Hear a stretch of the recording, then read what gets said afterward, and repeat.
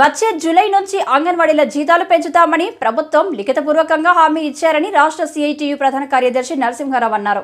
27/2021న 100% అమ్మేస్తామని Visakha steel plant మీద కేంద్ర ప్రభుత్వం తప్పుడు నిర్ణయం చేసింది. ఆ రోజు నుంచి కూడా రాష్ట్ర వ్యాప్తంగా ముఖ్యంగా స్టీల్ కార్మికులు, ఆఫీసర్లు, పర్మనెంట్ ఉద్యోగులు, కాంట్రాక్ట్ వర్కర్లు అందరూ కలిసి ఐకమత్యంగా విశాఖ ఉక్కు పరిరక్షణ పోరాట కమిటీ ఆధ్వర్యంలో జరిపిన పోరాటాల ఫలితంగానే ఈరోజు స్టీల్ ప్లాంట్ అమ్మకం అనేది ఆగిపోయింది. 3 దశల్లో దాన్ని అమ్మడానికి దాని ప్రొసీజర్ ఉంది. ముందు విలువ కట్టాలి. ఆ విలువ కట్టడానికి 2001 నవంబర్ 9వ తేదీన హెలికాప్టర్లో ఆ టీం రావడానికి ప్రయత్నం చేశారు. 2000 మంది హెలిప్యాడ్ మీద ఆగి ఆ హెలికాప్టర్ వెళ్ళిపోయింది. ఇప్పటి వరకు విలువ కట్టాల. ఆ విధంగా ప్రైవేటీకరణ అనేది విలువ కట్టితేనే తర్వాత ఇంత స్టీల్ ప్లాంట్ విలువ ఉంది, దీని ఆధారంగా మేము ఆసక్తి ఉన్న వాళ్ళు ఎవరైనా రావచ్చు అని 2 నెలలు నోటిఫికేషన్ ఇవ్వాలి. అది ఇంతవరకు జరగల. అది అయిన తర్వాత ఫైనల్ బిడ్డింగ్. అందుకని విలువ కట్టడమే జరగలేదు కాబట్టి ఈరోజు అమ్మకం అనేటువంటిది ఆగిపోయింది.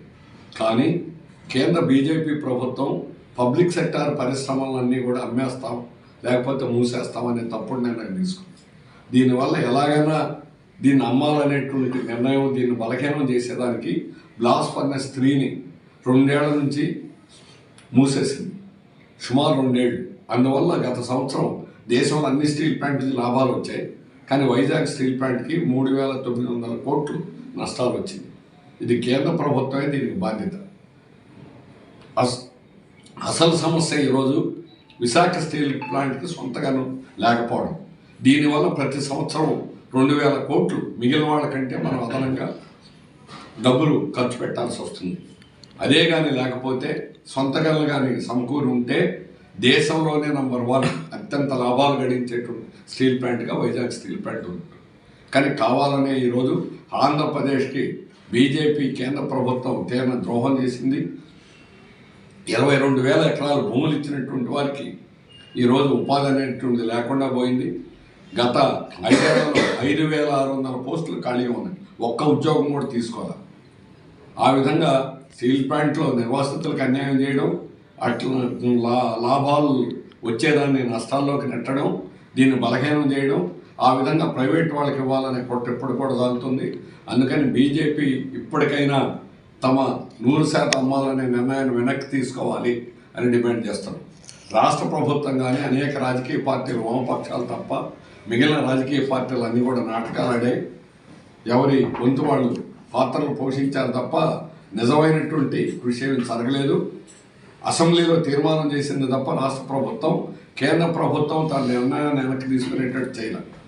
సేలం ప్రైవేట్ చేస్తానంటే రాష్ట్ర ప్రభుత్వం అడుగడుగున దాన్ని వ్యతిరేకించింది, దాంతో విరమించుకున్నారు. నగర్నార్ ఛత్తీస్గఢ్లో స్టీల్ ప్లాంట్ ప్రైవేట్ చేయాలంటే వాళ్ళు పోట్లాడితే ఆగిపోయింది. కానీ ఆంధ్ర రాష్ట్రంలో ప్రతి బిల్లుకి కూడా అధికార పక్షం, ప్రతిపక్షం 2, వైఎస్ఆర్ కాంగ్రెస్, టీడీపీ 2 కూడా బీజేపీని ఈరోజు బలపరుస్తున్నాయి. ఆ విధంగా ఆంధ్రప్రదేశ్కి ద్రోహం జరగడానికి, విభజన జరిగిన తర్వాత విభజన చట్టాన్ని అమలు జరగకుండా ఒక్క భారీ పరిశ్రమ కూడా ఆంధ్రప్రదేశ్లో రాల. ఉన్న ఏకైక భారీ పరిశ్రమ ఈ రకంగా ప్రైవేటు వాడికి, దక్షిణ కొరియా పోస్కోకి, జిందాల్కి వాళ్ళు ఇష్టం వచ్చిన ప్రైవేటు వాళ్ళకి అమ్మాలనేటువంటి దుర్మార్గమైనటువంటి పద్ధతి. దీన్ని ప్రజలు వ్యతిరేకించాలని, దీన్ని ప్రభుత్వం చేసేది ఈ తప్పుడు నిర్ణయానికి వ్యతిరేకంగా ప్రజలందరూ ఐకమత్యంగా స్టీల్ ప్లాంట్ రక్షించుకోవడానికి ముందుకు రావాలని సిఐటియు తరఫున కోరుతున్నాం. తీసుకోవడానికి కూడా పనికిరాదు.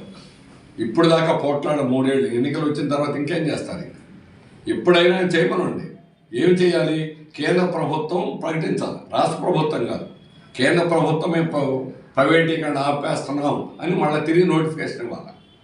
వాళ్ళు ఏదైతే దీంట్లో మేము 100% స్ట్రాటజిక్ సేల్ చేయాలని నిర్ణయం చేశారో ఆ నిర్ణయాన్ని వెనక్కి విత్డ్రా ది డెసిషన్, ఆ నిర్ణయాన్ని వెనక్కి తీసుకున్నట్టు మళ్ళీ నోటిఫికేషన్ ఇవ్వాలి. అది కేంద్ర ప్రభుత్వం ఒత్తిడి కావాలి కదా, చేయాలి. అందుకని వీళ్ళు ఏమి చేయలేదు అనేది 3 ఏళ్ల యొక్క అనుభవం అంటే కేవలం అక్కడ ఉన్నటువంటి విశాఖ స్టీల్ ప్లాంట్ పోరాట కమిటీ ఆధ్వర్యంలో ఆఫీసర్లు, పర్మనెంట్ ఉద్యోగులు, కాంట్రాక్ట్ కార్మికులు పోరాటం వల్లనే ఈ స్టీల్ ప్లాంట్ ప్రైవేటీకరణ ఆగింది. రాజకీయ పార్టీలు కాదు, ప్రధానంగా వామపక్షాలు ఒక్కటే ప్రత్యక్షంగా నిజాయితీగా సిన్సియర్గా వాళ్ళు సపోర్ట్ అనేటువంటి చేయడం జరిగింది. కానీ మిగిలినటువంటి పార్టీలు ఏం కూడా చేయలేదు. బీజేపీ అందరికంటే ద్రోహం చేయడానికి బీజేపీ ప్రధాన కారణం.